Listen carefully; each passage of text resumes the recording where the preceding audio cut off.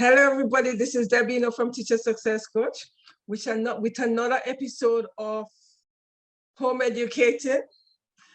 I'm looking at it from the alternative, home educated versus the traditional education. So we've got another guest from the US who is going to share her journey with us. So I'll just introduce Melissa. Introduce yourself and tell us, what part of the US you're from and why you started this journey, etc. Thank you so much, Debbie, for having me. I'm Melissa Brander, and I live in Wisconsin with my two boys. And if you're not super familiar with the U.S., it's up near the northern border with Canada, but I live in the southern part of the state, so I'm quite far from that. I'm next to Lake Michigan, which I love. It's beautiful here, and we started home educating and homeschooling sort of. A lot of people have a really big moment, but it was never like a huge moment for us. It sort of just grew like organically out of our lives. We started talking about what kind of future we wanted for our kids, what kind of education we wanted for our kids. My husband was homeschooled for part of his childhood. And so even though I didn't have like firsthand experience with homeschooling, he was bringing that to the table. And we just really sat down and thought about all our options, and we decided to give homeschooling a try, and we loved it. And so we never looked back. And my oldest is 10 now, and he's been homeschooled his whole life, as has his brother, who's 8. And it's just a really a beautiful thing to be able to share the whole of our life experiences with them, and to be able to kind of walk together with them in their education and in their lives. Right. Thank you. So as you say, it just grew out of, it's just something that grew, where some people, actually plan it and say, yes, I want to home educate my child, etc. And the thing is, what are the fantastic moments for you in terms of home educating? What are the pluses? And why do you think that, I'm asking you 2 questions in one, and why do you think that, would you actually send your children into the traditional education now that you've had home educating?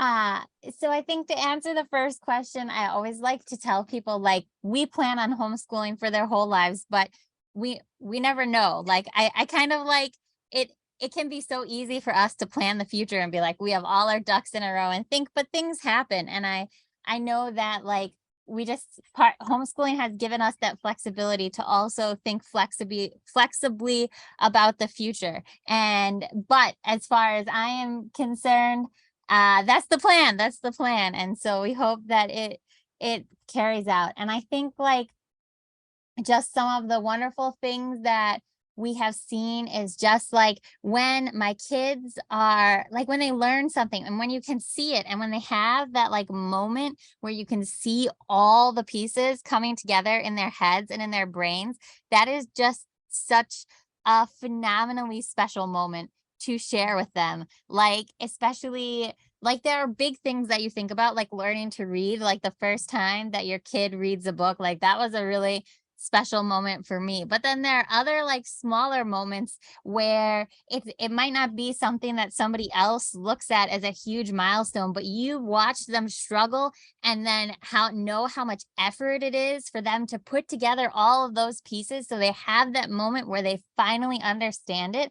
And seeing that breakthrough is just incredible. And also, I think, like, the ability to teach them different things and to be really able to think about them like holistically as whole persons, and like to focus not just on the academic side of things, but also on other skills that we have time to teach. Like, one thing that I love to teach my kids is cooking. And so they've been cooking from a very young age. They cook with me, and now they have a lot of skills where they can do so many more things than I was able to do at their age, because we've had the time and space in our lives to teach them that skill, that maybe we wouldn't have had the time and space to teach them if they were in a different school setting, because we all have trade-offs in life. And so when we make a choice like homeschooling, like a lot of people are worried about the things that you'll miss out when you homeschool. But for me, it's just recognizing that I have different opportunities when we homeschool, and everyone has opportunities depending on what kind of environment that they're in. And so it's just really understanding and knowing which opportunities that you'll have when you make different choices. And so for us, the opportunity to teach a lot of different skills has been really wonderful, and it's really just helped my kids blossom into these incredible human beings, and I can't wait to see how they keep growing. Mhm. Thank you for that. Do you think, right? Because the only comparison you now have is yourself when you were being educated in the mainstream education. Do you think that they're missing out on anything? Um, I think it's just different. Like, for example, when I was a kid, I did organized sports, even though organized sports are not super my thing. My school offered it, so I tried it. And for my kids, they just do different sports. We do things like cross country skiing, which I had never tried as a kid, and stand up paddleboarding, which I had also never tried as a kid. So it's just different. I don't like to think about it in terms of things that they're missing out on. I like to think about it in terms of like everyone everywhere has different opportunities, and we just make the best of the opportunities that we're given. And so we have this tremendous opportunity before us to homeschool, and so I'm going to make the best of it, and recognize that our experience, my experience as a kid and their experience are different, but sometimes we're so afraid to step outside the norms that we know, and to really, things that are different can feel scary to us, especially if we don't have a lot of familiarity with it, especially if the only way that we can imagine it is the way that we experienced it. And so you have to be brave enough to recognize that maybe there are things they're going to not experience that you experienced, but they're also going to experience things that you never experienced. And so if you can just not necessarily view it as like something that they're going to be missing out on, but just view it as having a different experience, and being different people, because no matter what, no matter how you educate your kids or anything like that, they're going to have a different experience than you did, because the world changes, and because they're different people. They're not just carbon copies of you. They won't have the same experience as you did. It's so we're all our own people, and recognizing that in your kids, that even if you educated them exactly as you were educated as a child, they would still experience it differently because they're different people. That's very, very true. That's very, very true. Thank you for that. Another thing that, do you think another thing that a lot of parents are concerned about in terms of home educating, because they feel that they're not qualified enough. They feel that they don't have the skills to teach their children, etc. What are your thoughts on that? I think I have two thoughts. First of all, one of the most beautiful things about homeschooling is that you can learn right alongside your child. Like, there is just things that you didn't know, or things that you forgot, or things that are new to you since you were a child. Like Pluto was a planet when I was a child, and it's not a planet anymore. So like things change, and you can learn alongside your kids, and that's a really cool when you're all discovering something for the first time. And you have to think, in some ways you're teaching them, but in some ways you're also guiding them, and you're just with them in the journey, and you're going together to the same place, and figuring out and learning together and growing together. I'm not the same person as when I started homeschooling, because I've grown in so many ways from homeschooling, and my kids have grown too, that we are all just growing along together. And my second thought is, another really wonderful opportunity about homeschooling is that you can connect with other homeschoolers, with other teachers. And so if there is a skill you really feel you are struggling with, you can find a resource that will help you to teach that. Like, you don't have to just because you are homeschooling doesn't mean you have to do it all 100% just from your own brain. Maybe you find an online program that works really well for your kids, and maybe you don't need a lot of assistance in every area, but maybe there's one area where you're like, this area is just so much struggle for me. Then you can find a way to teach your kids that also relies on other resources to help you. I think that it can be easy to think that the weight of homeschooling is all on you as the home education parent, but there are so many resources out there nowadays that you can connect with people or even classes. Like there's so many like OutSchool and things like that now that you can connect and have resources that support you in your weak areas. I always tell people that when you're thinking about how you're going to homeschool your kids, your strengths are going to come so naturally to you. But if you think about what you need to feel supported in your weak areas and seek out the resources that are going to equip you with the skills to teach those areas that feel like a struggle to you, everything can fall into place really beautifully. Thank you for that. So do you actually buy in resources, let's say various areas within the areas you want to teach your children? Do you actually, send them off, or you do online? How do you, what's it like? I would say for our family, we use a lot of books, and some textbooks and some workbooks, depending on, especially as my son gets older, then like it's good to have something even just to use as a guide, even to say like, okay, I'm looking at this and I know that these are some areas we can cover. Because I think if you are just, for me personally anyways, if I'm just thinking like, whoa, there's all these things that I could be teaching them, it feels totally overwhelming. So even just having like a starting point to say, this is where we're starting, and then you don't have to stick with it. You don't have to do it 100%. You don't have to do every single part of it, but it's there when you need it. And when you don't need it, you can just know that there's more to it to that. And I know there are lots of different homeschool philosophies. Some people use more curriculum, some people use less curriculum. We use curriculum happily, and it helps us to learn the skills we need, and then we can explore with those skills to see what are the other things that we want to do too. Right. Thank you. Is it a situation in America? In the UK, we have things like the GCSEs and the A-levels, which is the standard subject, etc. So are you preparing your child for any of those standard subjects, or to prepare to go to university? What are the thoughts in terms of...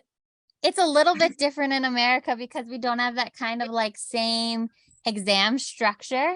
There are tests that you can take in high school that are sort of like optional, but like a lot of colleges look at them and say, like, they want to see certain scores on your test. So I do think about that quite a bit. I mean, my oldest is 10, so we're not quite to there, but I have like started to put some forethought into thinking about, like, in the US, at least, a lot of colleges and universities, they'll say like, these are generally what we want to see that a student has learned. And so you can look at those, especially if your child has like a really strong interest, but not every child has a really strong interest. Not every child knows what they want to be at a young age. I think that's one of the hardest parts of our system, is that we expect teenagers to really know and understand what they want to do with the rest of their lives when they're like 18, and to then go to college, and in the US especially, like take out student loans. Like I still have so much student loan debt, and that was even with me working hard and graduating early, I still have so much student loan debt.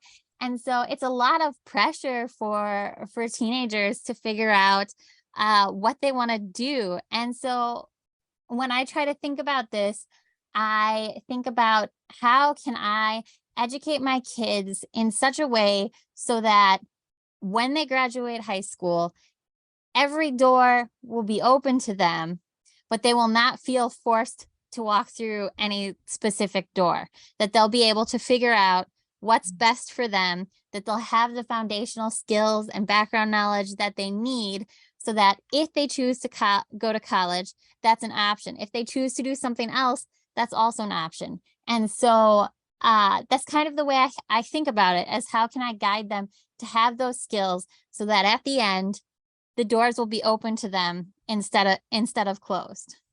Mhm. That's interesting. Because what you're not saying is, you don't want to pigeonhole them in any one Yes. area. You're saying, well, hold on, where, you could do whatever. Whereas, as we know, the education system pigeonhole individuals, these children into certain slot and say, okay, you should be going off to university right now because I'm teaching in a secondary school and the students, they're year 13, so I'm preparing them to go to university. So next year, no, this year, oh my goodness, what am I saying next year? This year, by September, they'll be going off to university. So that's what I'm preparing them for. Whether or not, they want it or not, it becomes a programming, journey for them. Because you have some students say, I don't even want to go to university, but I'm being forced to do the UCAS application. I said, well, you don't have to do it. Yes, I don't have to. I wish I could have said no, but I'm forced to do it. So, these children are forced to do this UCAS application, even though they don't want to do it. Because the school is saying, well, you have to do it because this is the journey we have set out for you. But what we need to realize is not every child wants that journey as you clearly identify. Some children just don't want to go to university. They just want to do something else. Yes. And sometimes they just need time to figure out. Maybe university is later in their life, but they need time to figure out. When I was in college, I saw so many people who are there for a year and then they don't continue because they were there to do it because it was expected of them. But they didn't have the follow through because they didn't know what they wanted to do in life. And I don't blame them for that at all. I mean, at the time when I was growing up and like going to school and going to college, if you were a bright, smart kid, that is just what you did. You went to college. There's no other option really presented to you because this is what you did if you wanted to have a good future. And so I think just by recognizing that people can have different paths and that maybe they'll go to college, but maybe they need some time first to work and figure out what it is that their skills and talents would be best for. Maybe they need some time to, maybe they need extra study time. Some, like the way the school system is set up, it's a certain number of years, but maybe there are kids who would benefit from having an extra year or two to learn on their own. And things are changing so fast and so rapidly with regards to sometimes the change feels very slow, but there are so many more options now than when I was in school in order to people can take college classes at their own pace and different things like that weren't even an option when I was in school. And I don't blame the adults in my life who encouraged me to go to college because I know that they just wanted the best for me. And that was at the time the only thing that they could imagine. But we can see so much more now. We have so much access to seeing people taking different paths. And I think one of the beautiful things about homeschooling is that I can introduce my kids to different people who are very good at the things that they do that might not be my skills. Like even just other homeschool parents that we have met, they come from different backgrounds. They have different educations. They have skills that my kids have benefited from learning that I can't teach. This is an example, is one of my very good friends. she went to school and she's a potter, and she makes all these beautiful ceramics and clay and everything, and that is not a skill that I ever had, but she has been able to teach my kids this, and I've been able to expose them to that and to learn about that. So it's really beautiful when you can have access to just all the different people with all their different skills. Even if you don't know a person personally, there's so many ways that you can learn from people who have different skills, and to really just see how wide and big and beautiful that everything is, and how much that we are we're all human beings, right? And we all bring something different to the table. And I think in homeschooling, it's really allowed me to see the wonderful things that are inside each and every person, and that each and every person has their own unique skill set, and that we don't have to have the exact same skill set as someone else if we are willing to look for that connection and that collaboration and working together with someone else. That's beautiful. That is so true. That is so true. It's like when you were talking, I'm thinking, yes, yes, yes. Because too often we just, we just pigeonhole the children and say, yep, there you are. So they're not exposed to anything. They're only exposed to being programmed within the education system. Do you think that homeschooling prepare your children more for the world of work? Or do you think, judging from yourself in terms of the traditional education, which of those do you think would prepare your children for the world of work more effectively? Homeschooling or the traditional education? I think that like homeschooling has a really unique opportunity to prepare our kids for the future, because I think in the future, the ability to learn is going to be so important. Sometimes, like especially with technology, like just thinking about how much technology has changed in my own lifetime, and how much it's grown and blossomed in ways that I could have never imagined. Like if you had told me when I was a kid that I would basically be carrying around a tiny computer in my pocket all the time, like I could never have imagined that. I could never have, that would seem like a sci-fi novel. But in homeschooling, when we really have this opportunity to teach our kids how to learn and how to be curious about the world, and how to like explore the different parts of the world around them, that'll serve them wherever they go in life, because they will know that they're not stuck in one way. They'll know that they can learn and change something to something different. Sometimes even the best of intentions, we plan out and we study and we get there and we work a job, and we might work that job for 10 years and then one day wake up and realize that this is not the job for me, that it's just a job that's like sucking the life out of you. And if you have the ability to learn, and if you have the ability to grow your skill set, then you'll be prepared to make a transition into something else. And so in my own family, we're experiencing this. My husband worked in one field for a long time, and he was laid off in November, and he's transitioning now into a different field. And a lot of the reason that he is successfully transitioning into a new field is because he has a lot of the skills where he can teach himself and he can learn about something he's passionate about. And so I think in homeschooling, when we are able to teach our kids how to learn, how to be curious, how to explore, then they'll have more paths open to them, because they won't feel that making a change is insurmountable, because they will know that they can learn the skills to go and do something else. Thank you. That's beautiful, because it's really preparing them for change. Yes. And I think that's, Yeah. oh, sorry. I was going to say, like, I know that in previous generations, people would work one job for their whole lives, like 40, 50, 60 years. Like they would get like awards from the company that they worked for being there so long.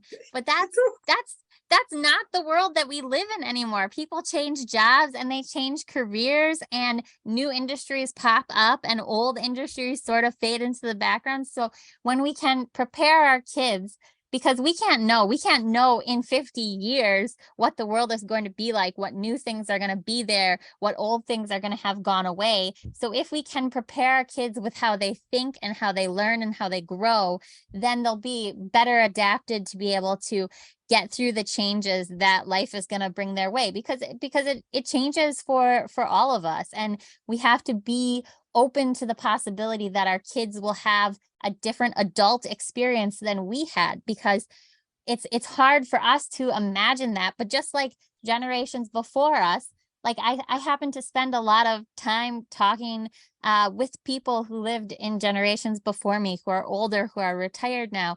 And when I listen to their stories about their childhoods and about their adult lives that they experienced at the same age that I am now are different than the adult life that I'm experiencing. So I have to recognize that the adult life that my kids experience will be different than mine, and I just can't know yet what it will look like. So preparing them so that whatever happens, they can handle the change, they know how to grow, they know how to learn, they know how to explore and to find joy and to be curious. That is gonna prepare them for their adult lives, no matter what direction it ends up going.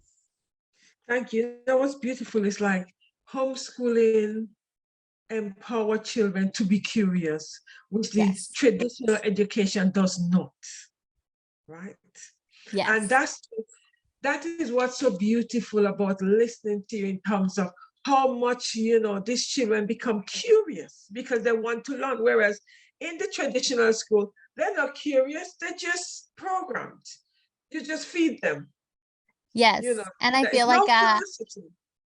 yeah, I feel like I was very good at doing school, but mostly I was just good at like taking in the information and then regurgitating the information, because that's really, at least when I grew up, that was really what you had to do to be successful in school. You had to be able to contain the information, and you had to be able to give the information back out when it was asked of you, right? Like on a test or whatever. And so I feel like in a lot of ways, I just sort of like skated through school. I didn't always absorb everything that I was being taught, because I could like just learn it for a second and then just like dump it out when I needed to on a test or whatever, but then it didn't stick around. There was nothing that like kept it all in my brain. I mean, of course some stuff sticks around, but there's so much stuff that like it was there for a little bit when I needed it, but then if it's not there anymore. It didn't have a lasting connection to me. And I don't want to like, I had some really wonderful and phenomenal teachers growing up, and I never want to say any bad things about them, because I recognize that many of them really cared about giving kids a good education. And I really do. My dad was a teacher for a lot of years, and when I was a kid, I really could not see it. But now that I'm an adult, I can recognize like how much all those teachers cared. But when I was a kid, I was just trying to figure out like how to get through it. And so I couldn't recognize that. But there's some teachers that have had an impact on me. And like later, even as an adult, I've reached out and I've said, thank you. Like you taught me skills that have carried through my life. But there's only so much a great teacher can do when the whole system is structured the way that it is. Yeah, that is so very true, because right now there's sometimes I feel as if fighting against the grain, because being a teacher outside of the box, I feel that, there's sometimes I am forced to toe the line, but I'm not doing it, because I just feel it means that I'm doing the students a disservice, because I'm not allowing them to be curious, and I'm not allowing them to be critical thinkers. So in order for me to allow them to be critical thinkers, I need to go against the programming. because exactly what you said just now is that's the same system I was educated in, where you learn the information long enough and it stick long enough, and then you just regurgitate it. And then when you're done with it, you say, okay, I don't need to remember that anymore, so I'm just going to dump it. And that's exactly how I find the education system operates.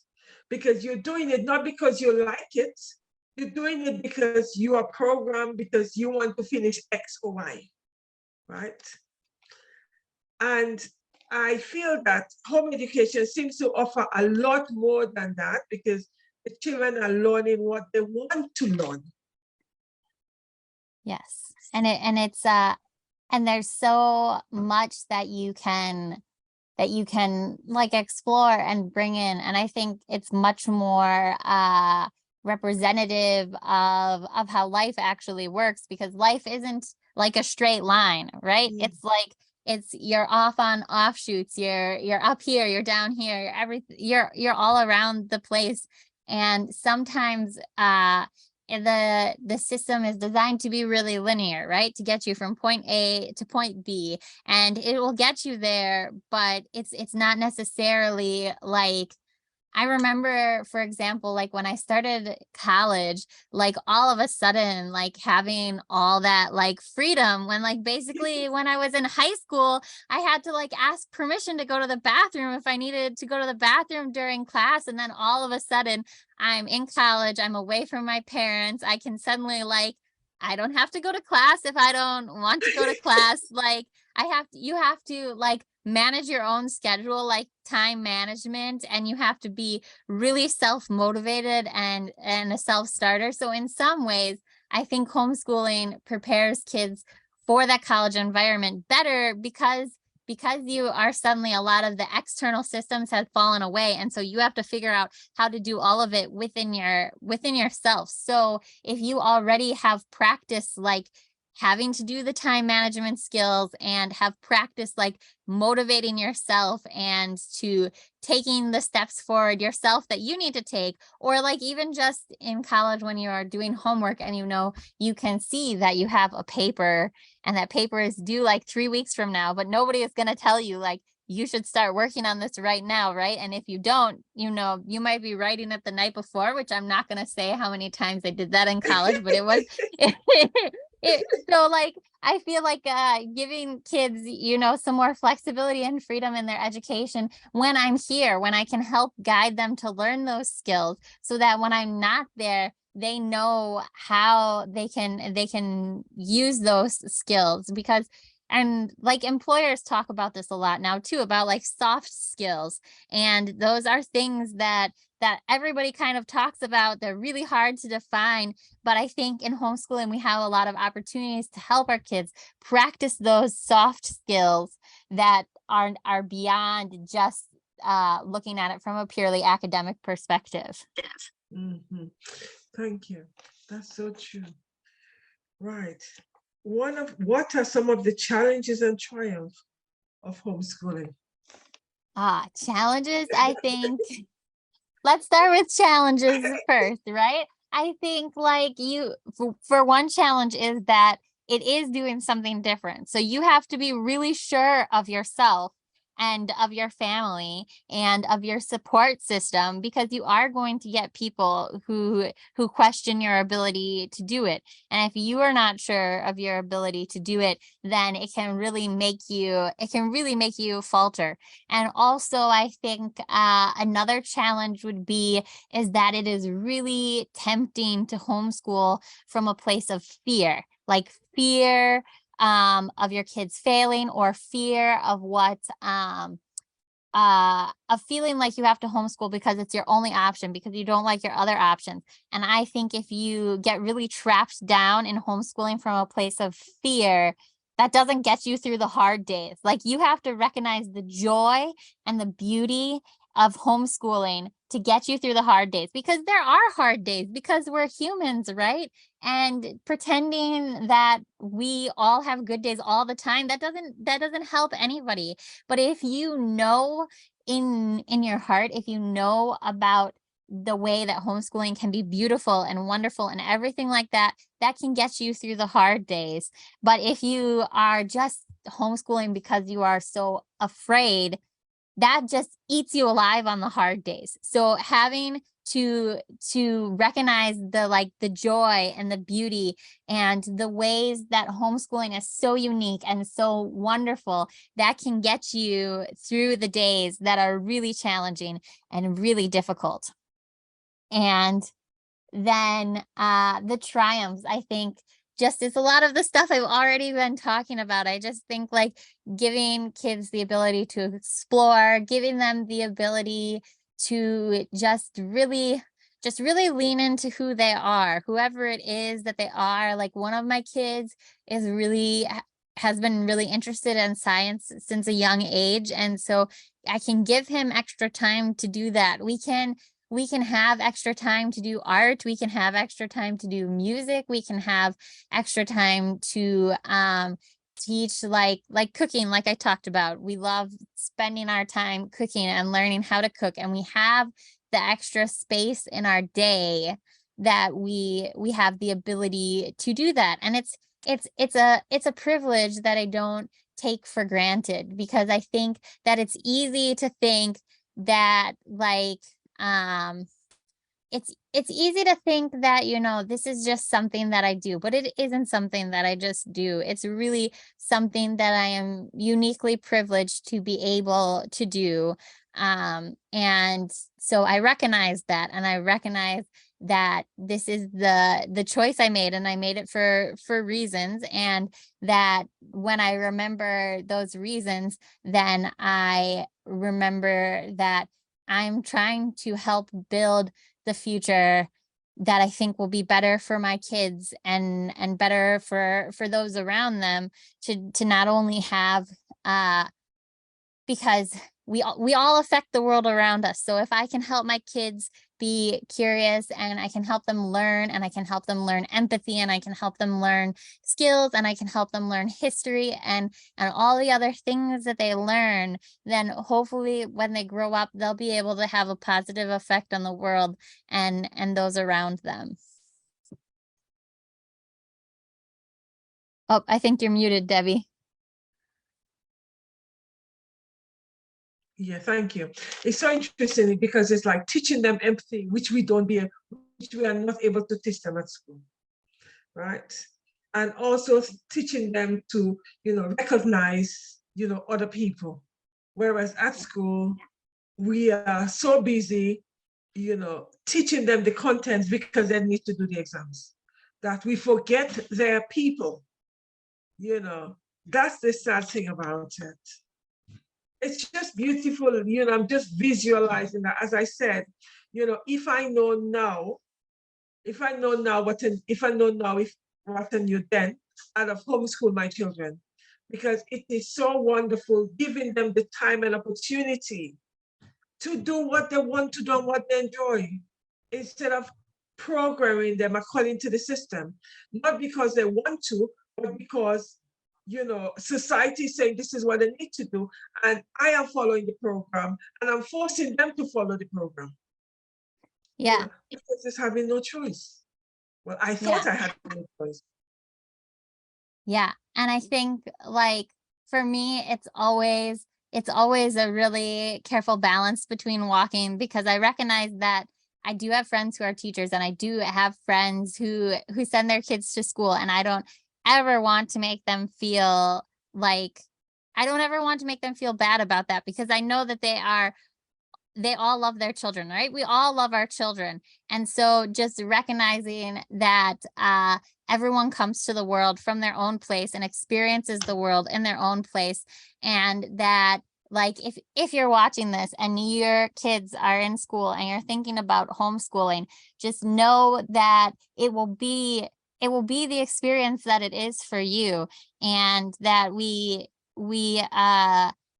all make choices, and as long as you are working to figure out and act in the best interest of your children and your family, then you're going to figure out how to homeschool and figure out all of that, because at the end of the day, just remembering that you love your kids and you want to do whatever whatever feels like it's the right fit for your family. So even if you're scared, sometimes when you're a parent, that fear can come in a lot when you're a parent, you think about their future or even just their now, like when they're little and they're sick, and that's so scary.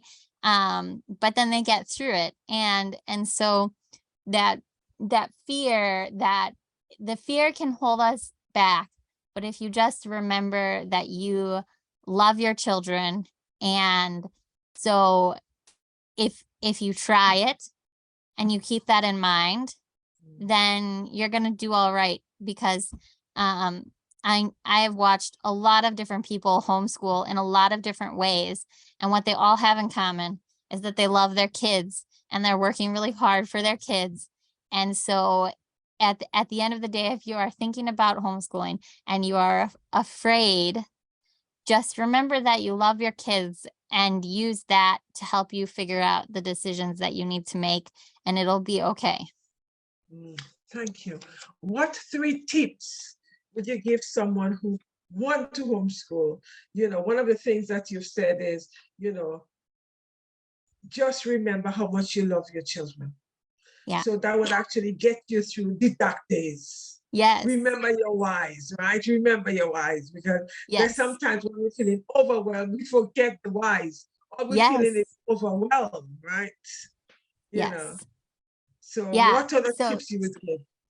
3 tips. All right. It's always hard to boil down and give tips because I don't know people like individually, right? Like that is something that really whenever I tell homeschool advice to people, I always want to encourage them. I guess my first tip is to encourage you to think about your family and your situation as the unique situation that it is. Like homeschooling older kids looks different than homeschooling little kids, because kids grow and change and their needs adapt. So I think the first tip I would give is really think about your kids, what they need, what your family needs, and try and there's a lot about homeschooling out there now, right? If you Google homeschooling, you're going to get millions of hits, and maybe you'll read something and you'll be like, well, I don't think that would really work for my family, but if this is how homeschoolers do it, then maybe we'll give it a try. But the reality is that homeschoolers are such a diverse group, and there are a lot of different ways to homeschool.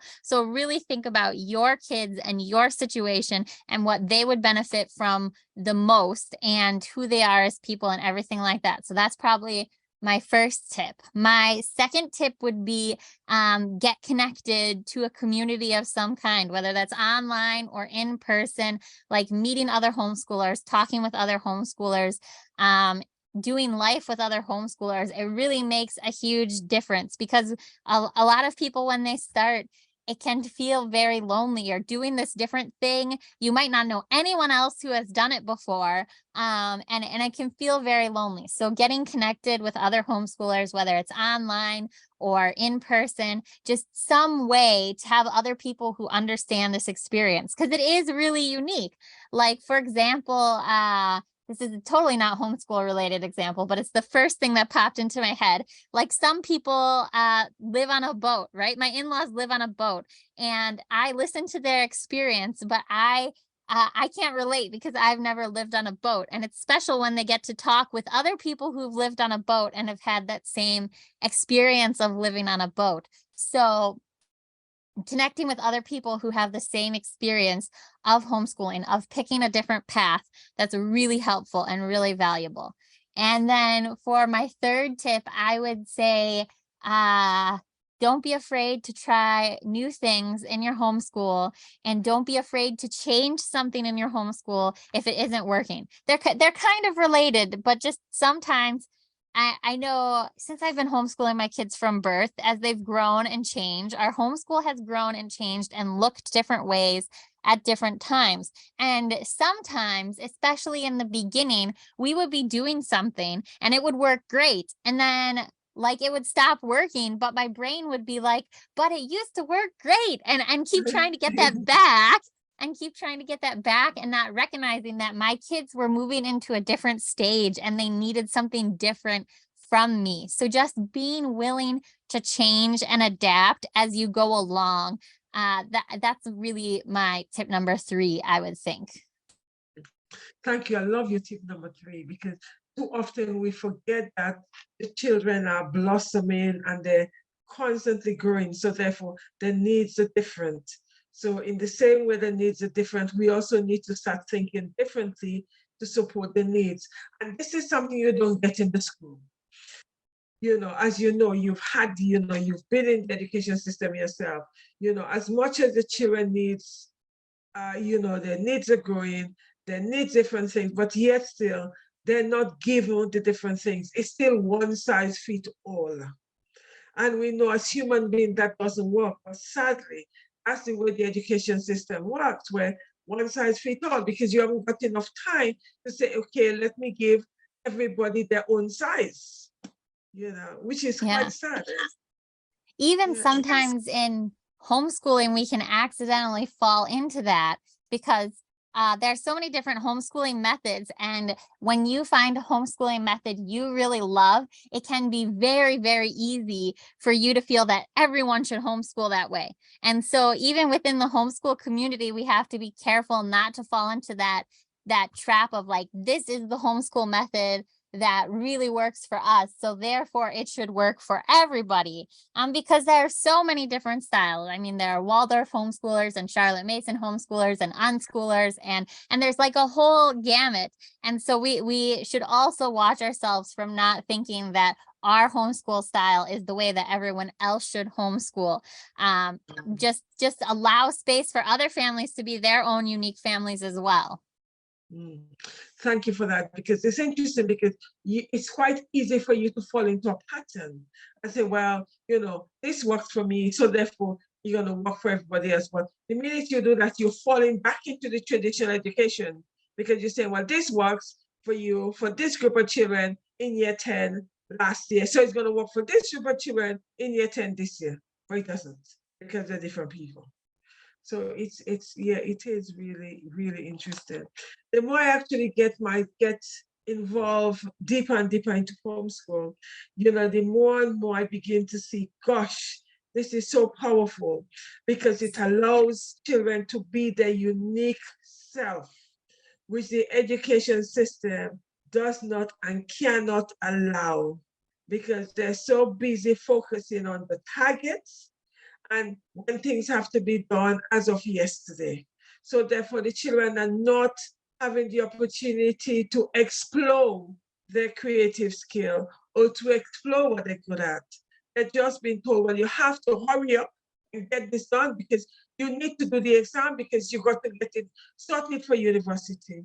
So there's not the need for them to really enjoy what they're doing. They're just getting on with it. Wow, it's interesting though, being in the education system, and when people hear me sometimes they say, but you're a teacher, and the way you're talking, I'm a teacher, I hear that, but I'm a teacher with a difference. Because as much as I'm in the education system, I'm not teaching the education system because I'm out of the box.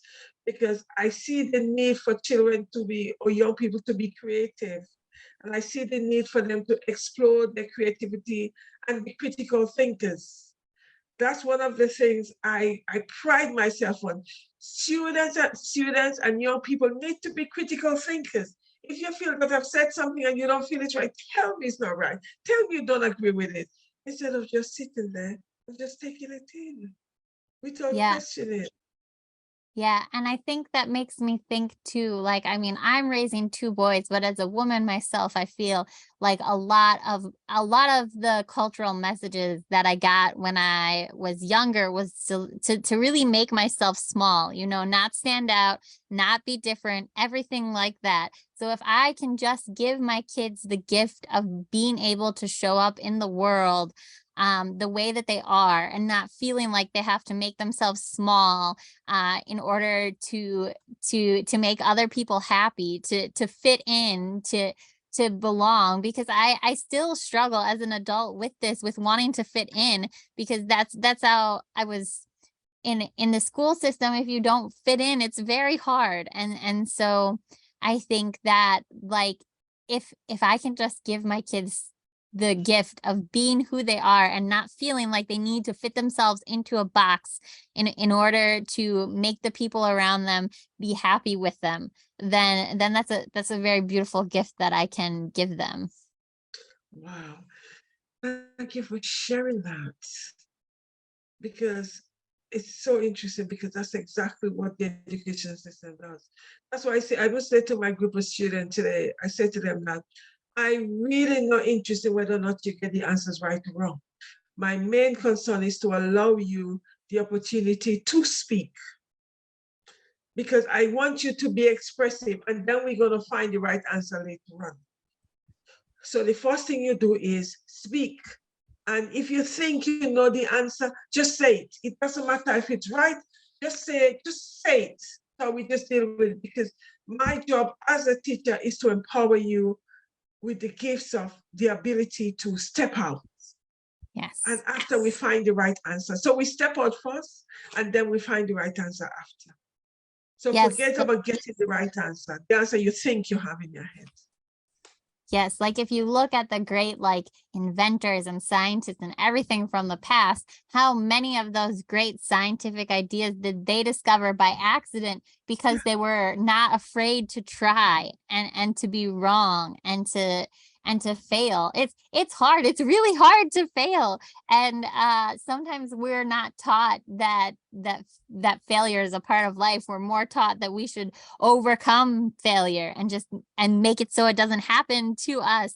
But when we can recognize that there's learning in the mistakes, there's growth in the mistakes, there's potential to discover new things in the mistakes if we're willing to try. And sometimes I think we can feel like everything about the world is already figured out, but clearly it's not. Clearly there's still room for us to think about things in a different way and to explore those ways that the world has still so many mysteries to it. And if we are too afraid to fail, we will never be the people who discover the things, because we will always be held back by that fear of failure within ourselves.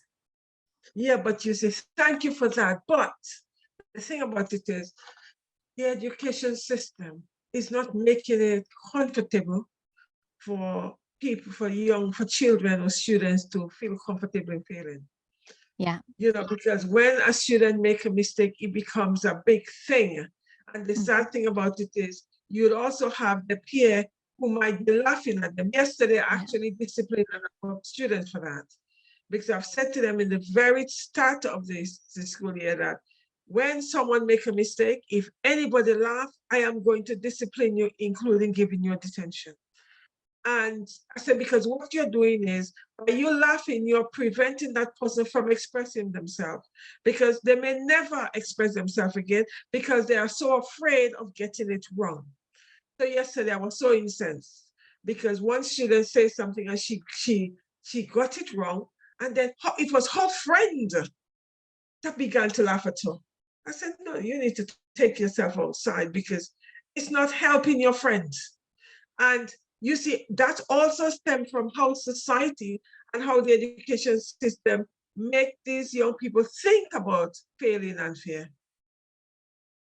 So it really is difficult, because they feel that they have to get it right all the time. And if they feel that they're not getting it right, they're not going to take chance. They're not going to take a chance. They'd rather say nothing. Yes. Yeah. And I think I saw this woman give a talk once about how we are so afraid to say the words, like the phrases, I was wrong and I don't know. And we've made those really kind of like kind of taboo to say, because we have to have the right answers all the time. But we have to recognize that it is impossible for anyone to have the right answers all the time. And so we need to be able to be comfortable saying that we don't know and that we were wrong. And I think, like, because I'm with my kids homeschooling them and they ask me a question, I don't have to know the answer to that. As long as I can say, I don't know, why don't we find out together? And so being able to be comfortable with saying things like I don't know and I was wrong, or I learned it differently. Like sometimes my kids learn something a different way than I did, and I have to be able to process and allow for the fact that they can learn it perfectly well that way, even though that was not the way that I learned it, because their brains are not carbon copies of my brains. They're their own brains. Yeah, yeah, yeah. It is so true. Thank you. It is so true. You said something just now where we have been so programmed to feel, especially as teachers, if you are a teacher, you're supposed to have all the answer. I was in a school a few years ago, and the head of the department, she said to me, "Oh, Debbie, you cannot tell the students that you don't know." I said, "Of course I can." She said, "No, because you're meant to be a professional." I said, "That doesn't make me less a professional." I said, "You know what? I will constantly tell them I don't know. Let's find out together. Or you'll find out. And then when we come back tomorrow, we discuss it." She and I had real issues on that because she felt that I should not say that I don't know, because that making me seem like less of a professional. I said, "No, sorry, I'm always putting my hand up. I don't know the answer, you know." It's like even this morning I said to a student, "I don't know the answer. I don't have an encyclopedia in my head." I said, "I'm not, but you're the teacher." "I'm the teacher. I'm there to guide you, scaffold you, but I'm not here as a dictionary. So at any time you don't know an answer, I'm tuning it out for you." No. So I think, as you rightly say, especially educators and parents, we need to put up our hands and say, "I don't know, let us find out together." I remember, what's his name? He's a self-development, Wayne Dyer. He was saying that one of his children, I think was a young one, asked him a question, and he said, he said to the child, "I don't know." And the child said, "But you, daddy, you're supposed to know." He said, "Yes, but I don't know the answer this time." And the child was so surprised. "Well, why don't you know?" Yeah, and he had to say to her, "Well, because I'm daddy, that doesn't mean that I have to have all the answer. Let's look at it. Let's find the answer together." And I so agree with that, because when you constantly pretend you know the answer, young people and children soon find out that you're pretending. So it's better to say, "I don't know, let us find out together." And they have so much more respect for you. And when you mess up, oh my goodness, I'm saying to children, "Sorry, I mess up." I burst out laughing, "I mess up. So what? I mess up. Yeah, I'm a teacher, Yes. but I mess up." And Yes. we need to make them see that even though we're the parent or we're the teacher, we also are human beings and we mess up. And it's okay for them too to mess up. Yes.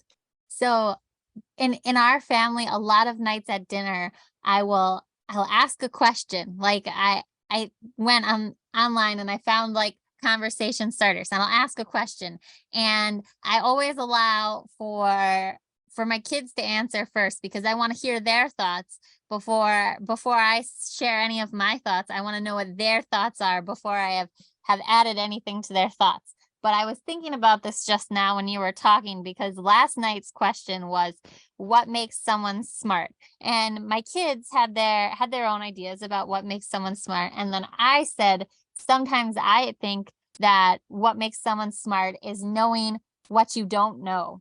And then I talked about how, like, if there was a problem with my car and I popped the hood and I just tried to fix it, I could really mess it up, because I don't really know that much about what goes on inside a car. Like, I know the basic things, but I do not know how to fix it.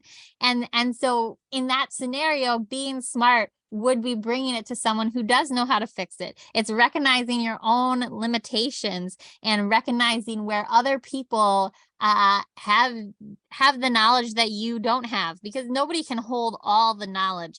And so what I was trying to impress on my kids is that sometimes the smartest thing you can do is to recognize where you don't know something and find out the person who does know the thing. Yeah, that is so true, because the fact is that is smartness. Because you're not wasting time trying to find the answer, and you won't find it anyway. And if you find it, because that is not your forte, it may not be as adequate. So smartness there is finding someone who does know and letting them deal with it. Very true. That's, oh my goodness, that's so very true. That's very, very true. I need to throw that out to my students on Monday. That's very true. Oh, That's very, thank you. It's just I used to think that being smart meant you know a lot of things, yeah, but I think being smart is really about recognizing the things that you don't know and recognizing where your limits are in your knowledge so that you can connect with the person who has the knowledge that you need. yeah, yeah, yeah. That is spot on though. That is very true. Very, very true. And you know what you've just said is changing the definition, right? That we've had of what smartness is meant to be. It's like, you know, looking at it on a wider basis. It's like the word winning. I keep on saying all the time on my platform, we need to change how we see the word winning, because winning is not always being force. Winning could be starting something and you've won because you've started it. You know, so Yes. it's like changing the definition. Yeah.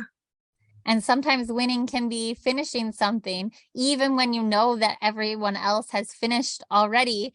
And you feel like, how can I possibly, like, you already know, like, if you're thinking about a race as a metaphor, like, you already know that there are people who have finished ahead of you, but you're still winning if you finish the race because you have not given up. So like starting something, finishing something, there are so many ways that we can win, because winning is not always about being the best. It's Exactly. about being who you are and finding the things that you need to do in your life, whether it's starting something, finishing something, just sticking through something that's really hard, because sometimes there are situations that are unavoidable and we just have to stick through them. And in those scenarios, when we can just stick through them, that's winning. That's winning. Exactly. Yeah. Yeah. Yeah. Yeah. It is very, very true. Thank you so very much, Lisa. Is there anything else you want to say before we wrap up? I think I would just say, if what I'm saying here is really resonated with you, anyone who's watching, to come on over and find me. I'm on the web at pockethomeschool.com and on Instagram and Facebook with the same name. And I would love to connect with you and just reach out to me or follow me or anything. I'd love to connect with you and encourage you along in your home education journey. Right. Later on, I'm going to drop the link in on my page, and I'll show you somewhere else to drop it as well. Thank you Thank so you. very much for that. It's been a fantastic, fantastic discussion of you actually sharing your journey with us. So we know that you don't have to get it right. It's a matter of just starting it and being on the journey with your children. You know, there's nothing that says that as a parent, you're not qualified enough to be your child's teacher. And I think that is so beautiful. We need to remember we are our children's first teachers anyway. And, you know, it's a matter of just carrying it out further and identifying the needs of our children. No one else would be able to identify it more than us, because after all, we brought them here. So Yes. it's like spending time to identify and help them to celebrate their uniqueness. And I think that's one of the beauty of homeschooling, is reaching for the uniqueness in our children and allowing them to express it, which the education system doesn't have the time to do that, or they don't have the ability to do that, because their concern is result, result, results. Anyway, thank you very much. And we have another session tomorrow looking at female educators, where educators are sharing their journey with us post-COVID, because as you know, we had the journey of COVID, and now post-COVID, how are we navigating the now, could we say, new education system, or the same education system? Nothing, well, I'm in it, nothing have changed. We carry on business as usual, as if we've had nothing at all. And another thing is, we are forgetting that these children went through a very traumatic time, and the mental health is very fragile. Whereas if you're homeschooling, you would pay attention to that. But in the education system, they're not paying attention to that. The only reason why I'm paying attention to it because my background is psychology. So therefore, I'm seeing the issues with the young people and the behavior they're demonstrating is not because they have, they're kind of naughty or the behavior is disgusting, is that they don't know how to navigate because they've had no discipline and they have had no structure. And now they come back, we want to say, yes, here's the structure. Yes, you must do this, you must do that. It doesn't happen. So tomorrow is like talking to educators who are going to be telling us about the journey, etc. So you guys join us tomorrow for another episode of On the Female Educators Roundtable with an educator talking about life post-COVID. Thank you very much. I don't know what's going on with my system, Thanks so It's much just- for having me, Debbie. I appreciate being here. It was a wonderful conversation to be able to talk with you. Thank you very much. Oh my goodness.